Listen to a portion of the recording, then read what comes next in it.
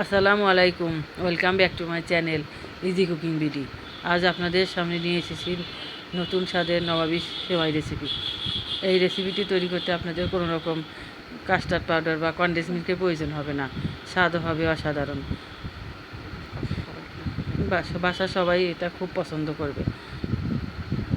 আশা করি রেসিপিটা আপনাদের খুব ভালো লাগবে। চলুন মূল রেসিপি শুরু করা যাক।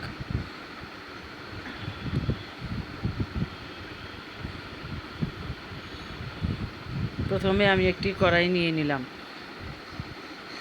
এতে আমি শুকনো উপকরণ ভেজে নেব। নিয়ে নিচ্ছি বাদাম, কিশমিশ, দুটো এলাচ, দারচিনি, তেজপাতা। শুকনো উপকরণগুলো আমি একদম লো হিটে ভেজে নেব। কোনো রকম হাই হিট দেওয়া যাবে না, পুড়ে যাবে। এভাবে আমি নেড়ে চেড়ে কিছুক্ষণ ভেজে নেব।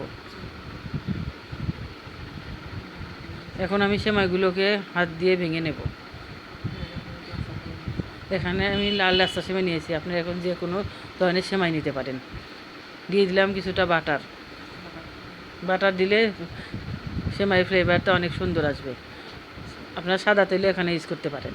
দিয়ে দিলাম সেমাই। চুলার ফ্লেমটা একদম লোতে রেখে সেমাইগুলো নেড়ে চেড়ে ভেজে নেব।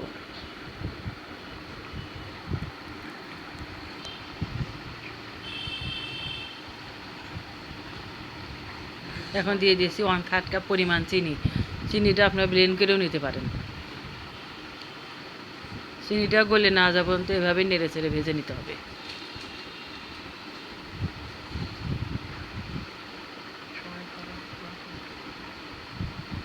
এ পর্যায়ে চুলার ফ্লেমটা অবশ্যই লোতে রাখবেন।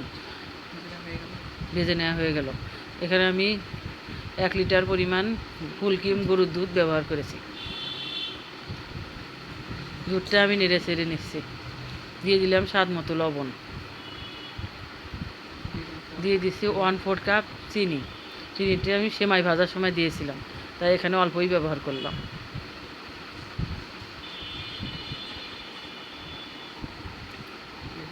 দিয়ে 1/2 কাপ পরিমাণ গুঁড়া দুধ।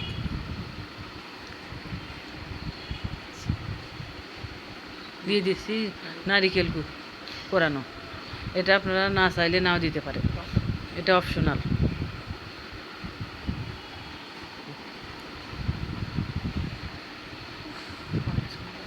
আর কিছুক্ষণ জাল দিয়ে নিচ্ছি।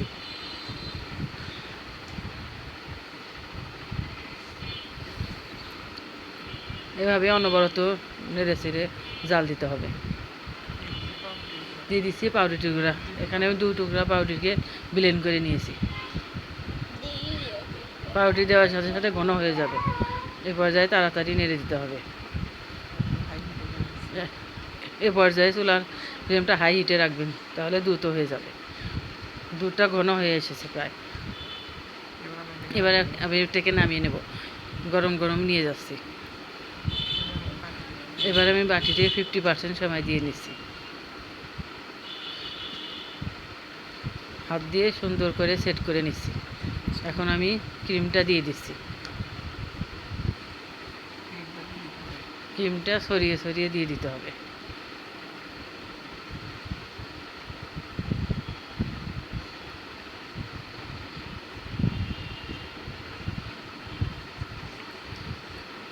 এবার একটা হাত দিয়ে ট্যাপ করে নেব। এবার বাকি সেমাইগুলো ক্রিমের উপর ছড়িয়ে নেব।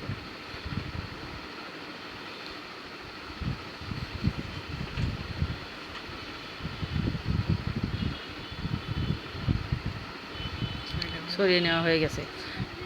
এবার আমি ভাজা উপকরণগুলো গার্নিশ করে নেব।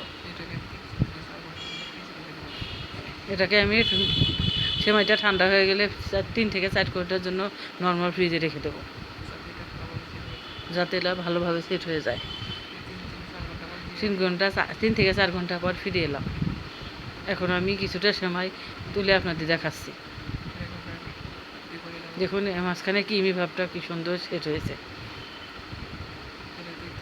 দেখতে যতটা সৌন্দর্য, খাইতে অনেকটা টেস্টি। এরকম সেমাই চাইলে আপনার হাতের কাছে থাকা উপকরণ দিয়ে বানিয়ে নিতে পারবেন, কোনো কাস্টার্ড পাউডার বা কনডেন্স মিল্কের ঝামেলা ছাড়াই। রেসিপিটি ভালো লাগলে লাইক এবং শেয়ার এবং সাবস্ক্রাইব করে পাশে থাকবেন। আল্লাহ হাফেজ।